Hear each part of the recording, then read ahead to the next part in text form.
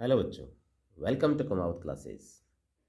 बच्चों, आपकी डिमांड के अकॉर्डिंग जो मैं बनाने जा रहा हूँ आज का जो है हमारी क्लास, उसमें है क्लास 12th आरबीएससी हिंदी और इंग्लिश मीडियम दोनों को लेकर के।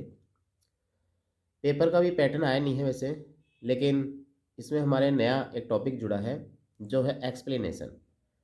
जो 5 पोएम हैं उनके अंदर इस बार पेपर के अंदर रेफरेंस, कॉन्टेक्स्ट, एक्सप्लेनेशन भी आएगा।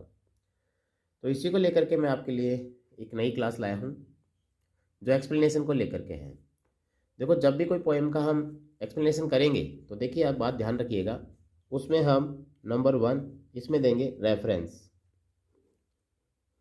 रेफरेंस रेफरेंस में क्या होता है, जो पोएट होता है उसका नाम और वो लाइन कहाँ से ली गई, कौन सी पोएम से, उस पोएम का नाम डालते हैं। ठीक है। उसके बाद हमें लिखना होता है बच्चों, वो लिखना होता है कॉन्टेक्स्ट। जैसे आपने हिंदी में देखा होगा सप्रसंग व्याख्या, हाँ वही है। ये होता है, यह हो गया संदर्भ, ये होता है प्रसंग क्या है उसका, इसमें क्या कहना चाहता है, उसकी थीम क्या है उस लाइन के अकॉर्डिंग। फिर हमें करना होता है बच्चों, वो करना होता है एक्सप्लेनेशन। एक्सप्लेनेशन जो होता है बच्चों, जो लाइन दी हुई होती है, समझ रहे हैं, जो लाइन दी हुई होती है उसकी व्याख्या करनी होती है। और लास्ट का एक पॉइंट है जिसको हम बोलते हैं कंक्लूजन। कंक्लूजन कह दो या फिर इसको आप क्रिटिकल नोट भी कह सकते हैं, ये हमें देना होता है। तो शुरू करते हैं हमारी पोएम। सबसे पहले जिसका नाम है माई मदर एट 66 को लेकर के। My mother eight 66। बच्चों एक बात ध्यान रखिएगा, जो मैं आपके लिए बनाया हूँ ये एक्सप्लेनेशन, ये एक मास्टर फॉर्मेट है। आपको इसको लर्न करना है। इस पोएम में कैसी भी लाइन आ जाए आपको इस तरह से इसको लिखना है जैसा कि मैं आपको बताने जा रहा हूँ। ठीक है। तो देखिए, शुरुआत करते हैं। माई मदर एट 66 में आपको सिर्फ आइडेंटिफाई करना है लाइन को लेकर के कि ये लाइन रियल में माई मदर एट 66 से ही है। और ये पता है कहाँ किसकी लिखी हुई है, ये है कमला दास की। कमला दास जो कि एक पोइटेज है, एक इंडियन पोइटेज है।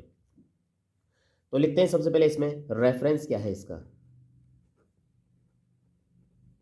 देखो, रेफरेंस मैं यहाँ पोएम का नाम लिखा हूँ, आप कंफ्यूज नहीं होना। आपके सामने पेपर में एक स्टेंजा आएगा, छोटा सा स्टेंजा, उसको देख करके आपको आइडेंटिफाई करना है और फिर लिखना है। तो देखो, इसमें लिखते हैं कि दीज लाइन्स, यहाँ से लिख रहा हूँ, आगे से यहाँ से स्टार्ट करेंगे, चलो यहाँ से पढ़ते हैं। These lines have been taken from taken from the poem the poem. यहाँ हम पोएम का नाम लिखते हैं, जैसे मैंने लिखा माई मदर एट 66 और comma 1 full stop. It was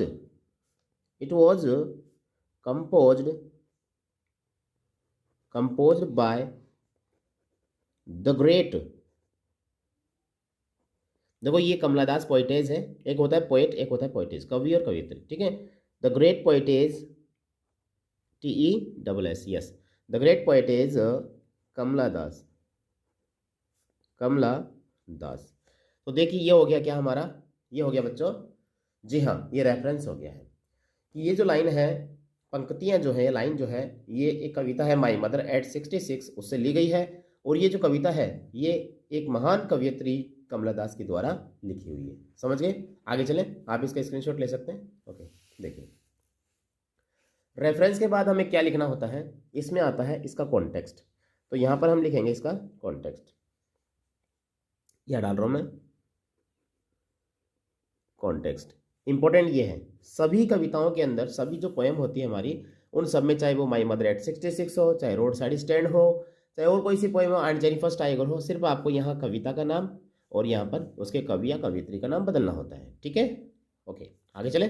देखिए, अब है कॉन्टेक्स्ट के अंदर क्या लिखे सर। तो देखो, लाइन से रिलेटेड बात होती है, लेकिन हमारे पास तो मास्टर फॉर्मेट है। तो देखो, मैं आपको बता रहा हूँ, यहाँ आपको लिखना है in these lines,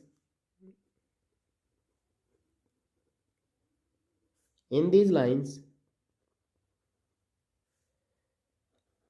the poetess, in these lines the poetess says that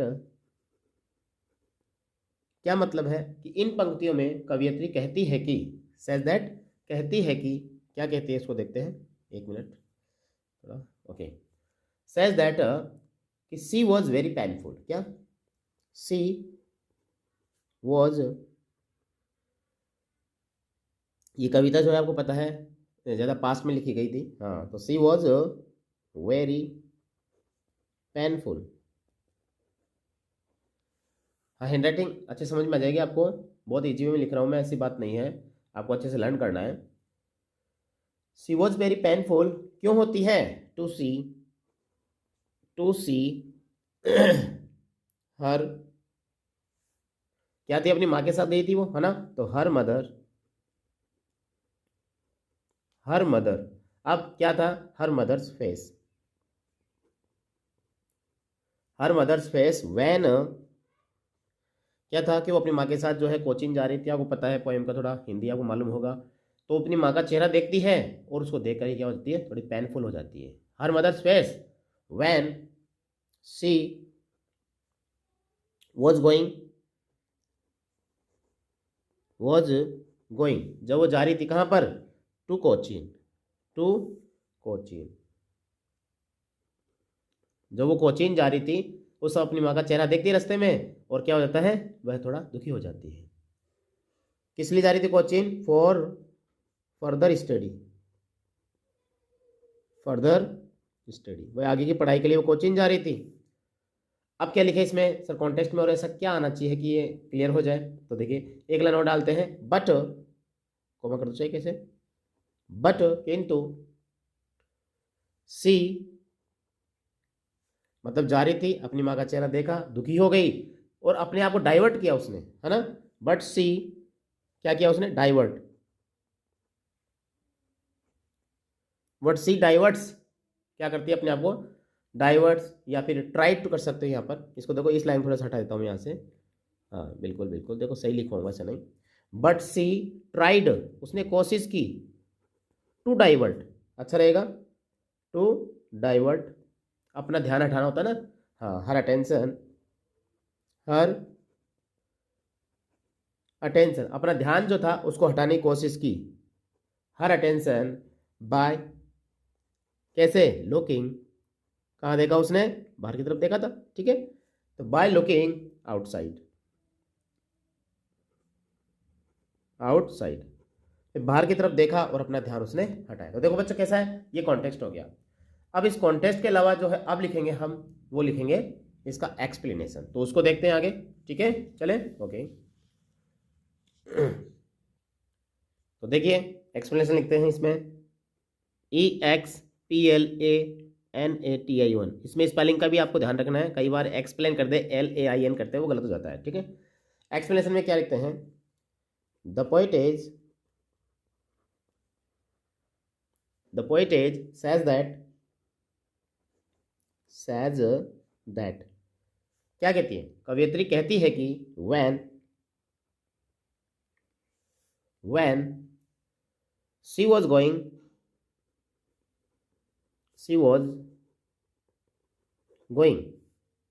कि जब वो जा रही थी कहाँ पर, to Cochin, when she was going to Cochin, on the way, जब रास्ते में कोचीन जा रही तो रास्ते में होती है बात, on the way she looked, क्या देखा, हर मदर, अपनी माँ को देखा, शी लुक्ड हर मदर, उसने अपनी माँ को देखा, एंड फेल्ट अ पेन, एक दर्द महसूस किया, कैसा अजीब सा, over a pain, over her condition, मतलब उनकी हालत देखी और उनकी हालत देख करके उसको एक दर्द महसूस किया, और क्या करी थी, अगेन एंड अगेन, मतलब बार बार अपनी माँ का चेहरा देख रही थी और उसको क्या कर रही थी, हालात देख करके वो दुखी हो रही थी। शी वॉज वरीड, वो चिंतित हो गई। शी वॉज वरीड अबाउट हर, और उनको लेकर क्या हो गया, वो थोड़ी चिंतित हो गई थी। अबाउट हर, किसको लेकर के, उनको अपनी माँ को लेकर के, और उनकी जो एज थी, अवस्था थी, उसको लेकर। तो क्या करें, about her old age weakness, क्योंकि वो क्या हो चुकी थी, कमजोर हो चुकी थी। देखा था आपने, बिकॉज बिकॉज क्योंकि उनको क्या लगता, पेल फेस, आपने देखा होगा पोएम के अंदर, पेल फेस था, वीक लग रही थी, सिक लग रही थी, है ना। Because she was sick and pale, क्योंकि वो बीमार थी और उनका चेहरा पीला पड़ चुका था। अब क्या होता है, देखो यहाँ पर मैं थोड़ा सा पैराग्राफ चेंज कर रहा हूँ, वैसे आप नहीं करें तो कोई दिक्कत नहीं है। क्या होगा कि रास्ते में अपने आप को थोड़ा चेंज करेगी, अपना माइंड डाइवर्ट करेगी। तो देखते हैं, कोई नहीं। देखिए, ऑन द वे, रास्ते में क्या होता है कि वो क्या करेगी यहाँ पर, कि रास्ते में अपना माइंड डाइवर्ट करेगी। और दूसरी तरफ क्या होता है, तो ऑन द अदर हैंड कर देंगे हम, ऑन द अदर हैंड, जो देखा था ना उसमें, लोग आपस में जो घर से बच्चे बाहर निकल रहे थे, रास्ते में जाकर के वो देखती है, हाँ, उस चीज को लेकर के हम बात करते हैं यहाँ पर, ऑन द अदर हैंड। और दूसरी तरफ क्या होता है, the world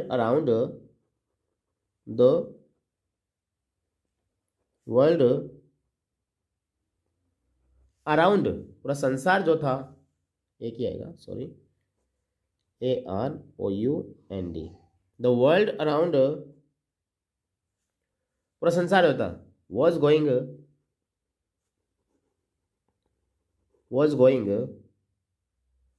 on as usual, सब कुछ सामान्य चल रहा था। पूरे संसार में जो प्रतिक्रियाएं हो रही थी, वो सब कुछ चल रही ठीक ठाक, जैसे कि उसने देखा था, लाइक, जैसे कि, या सचेज भी कर सकते हैं, like young trees,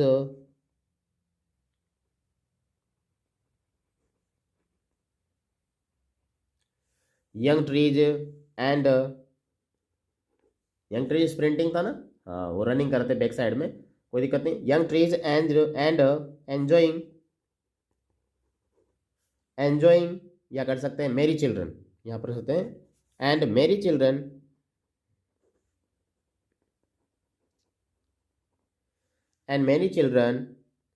were running and enjoying, and ENJOYING, and enjoying themselves, किस बिना, विदाउट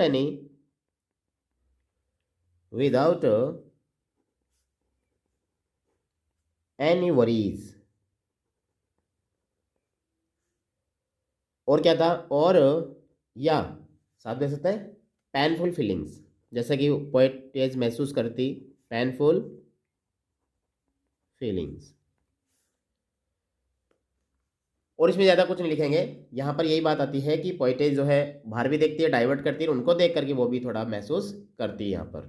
ठीक है, तो देखो बहुत अच्छा बना है इसके अंदर पोएम में, जो हमारा इसमें कहा, पोएटेज ने क्या कहा एक्सप्लेनेशन में, कि the poetess says that, poetess कहती है कि दैट, क्या, when she was going to coaching, जब वो कोचिंग जा रही थी, ऑन द वे, रास्ते में, सी लुक्ड हर मदर्स, उसे अपनी माँ को देखा, एंड फेल्ट पेन, और दर्द महसूस किया, ओवर हर कंडीशन, क्या, उनकी हालत के ऊपर, अगेन एंड अगेन बार बार देखती और हालत पर उनको दर्द महसूस हुआ। She was worried about her old age weakness, उनकी जो बुढ़ापे की जो कमजोरी थी, उससे वो चिंतित हो गई, because she was sick and pale, क्योंकि वो कमजोर और उनका चेहरा मतलब मुरझाया गया था। ऑन द अदर हैंड, और दूसरी तरफ क्या होता है, द वर्ल्ड अराउंड, पूरा संसार जो था, वॉज गोइंग ऑन, चल रहा था, एज यूजुअल, सामान्य की तरह, रोज की तरह, लाइक यंग ट्रीज एंड मेरी children, were running and enjoying. देखो मेरी चिल्ड्रन यंग ट्रीज तो रनिंग कर रहे थे और बच्चे एंजॉय कर रहे थे। देम सेल्वेज अपने आप में विदाउट एनी वरीज, बिना किसी चिंता के और पेनफुल फीलिंग्स, और बिना दर्द के। अब लास्ट एक पॉइंट और आता है जैसे कि मैंने बताया आपको, वो है कंक्लूजन। ये लिखना जरूरी है बच्चों, 6 नंबर का आएगा आपके एग्जाम में ये, तो वो लिखना जरूरी है कंक्लूजन। तो इसमें क्या है, ये पोएम जो है it is a short poem, बहुत ही इजी वे में है ये। It is a short poem छोटी कविता है बट कैसी है, पेनफुल है, बट पेनफुल, दर्द भरी कविता है। It gives us a lot of knowledge, a lot of knowledge, ये हमें बहुत अधिक ज्ञान देती है। सही से लिखता हूँ, नॉट ऑफ नॉलेज। और कह सकते हैं इट इज इंस्ट्रक्टिव। इंस्ट्रक्टिव का मतलब तो बच्चों शिक्षाप्रद, instructive and attractive poem also, attractive poem also. और ये क्या है, आकर्षक कविता है। तो बच्चों ये हमारी पोएम है। रेफरेंस, कॉन्टेक्स्ट, एक्सप्लेनेशन, जैसा कि हमने लिखा है यहाँ पर माई मदर एट 60 का रेफरेंस लिखा है। रेफरेंस के बाद हमने लिखा है यहाँ पर इसका एक्सप्लेनेशन लिखा है, और उसके बाद कंक्लूजन है। और हमारी पोएम जो है ये एक्सप्लेनेशन कंप्लीट है। तो आप इसे लर्न कीजिए। वीडियो अच्छा लगे तो लाइक, शेयर, सब्सक्राइब कीजिए। और भी पोएम मैं आपके लिए बना रहा हूँ, जहाँ तक हो सकता है कोशिश जल्दी अपलोड कर दूंगा। तो आपकी कमेंट्स ही मुझे इंकरेज करेगी कि मैं ज़्यादा से ज़्यादा जो है वीडियोस बनाऊँ आपके लिए, ज़्यादा जो है इजी वे में लाऊँ। तो ठीक है बच्चों, मिलते हैं नेक्स्ट क्लास में बहुत जल्दी। तब तक गुड डे, गुड बाय।